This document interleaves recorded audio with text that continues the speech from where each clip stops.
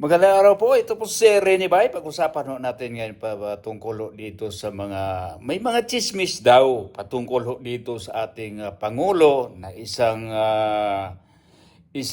guro ito dati dahil may sabi na isa sa kanyang mga estudyante na ngayon ay nurse na doon sa Amerika nagtatrabaho at doon po ay nakwento din doon sa nurse na kanyang estudyante ng ating presidente daw umano ay nagpapagamot doon sa naturang bansa, doon sa labas ng Pilipinas, doon sa US of A.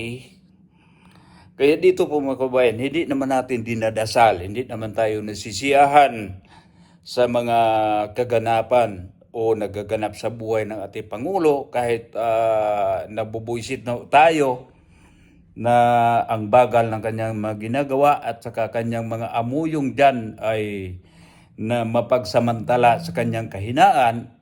Alam naman natin na talagang mahina talaga yung Pangulo natin, pero ito ay hindi ako nagpapakalat ng fake news dito. Base lang din ito sa ulat dahil wala kasi silang konkretong report. Wala silang konkretong check attendance sa ating Pangulo. Kaya kahit sino pa man sa atin bilang isang Pilipino, ay gusto rin nating malaman kung saan ba talaga ating Pangulo. Hindi naman natin pinagdadasal na siya ay mapahamak. Pinagdadasal natin ang kanyang kalusugan. Dahil alam mo natin, kung palpak ang ating Pangulo, ay talagang palpak tayo buong Pilipinas dahil ang ating Pangulo ay siya ang driver, siya ang kapitan. O di ba? So, ipakita ko muna sa inyo itong isang na-post sa social media at ito ay na-reaksyonan ko na. Ipakita ko sa iyo itong anong tawag dito? Itong footage. Yan. Na hindi totoo yung chismis na nasagap ko mula sa dati kong estudyante na ngayon ay isang nurse sa Amerika. Ngunit itong chismis na ito, ichinismis lang din sa kanya ng kanyang kaibigan na nurse sa isang hospital na kung saan nagpagamot ang ating Pangulo. Ito pang masakit kasi maraming nurses sa buong mundo at hindi maiwasan ng mga nurses na ito may sentiment at maikwento din sa kanilang kapwa nurse na maikwento din sa isang nurse. Anyway, sana hindi totoo. Sana chismis lang ito. Anyway, sinabi daw po na nagpagamot ang ating presidente.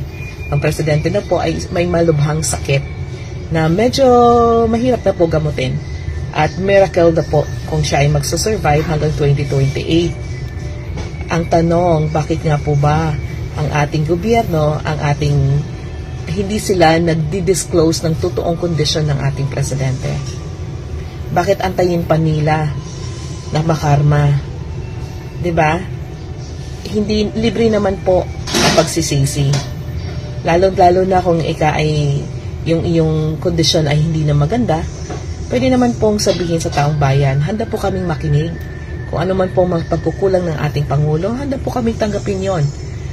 Basta, ipagkaloob na kay VP Sara Duterte ang posisyon na dapat ay sa kanya. Hindi na tayo sisigaw ng VP 2028, baka 2026 daw. Sara Duterte, presidente na natin. Sana ito'y magkatotoo. Mga kaibigan ko nga nagsasabi, 100%, ang iba 120%. Ang iba 500% na excited sila kasi VP Sara ang magiging presidente na natin. Sana naman, may panahon pa si President BBM, pwede siyang mag-resign at magpagamot. Nang sa gayon, baka palang ma-overcome niya, mabawasan ang stress na iniisip niya, lalong-lalo na tayo ay nasa krisis ngayon.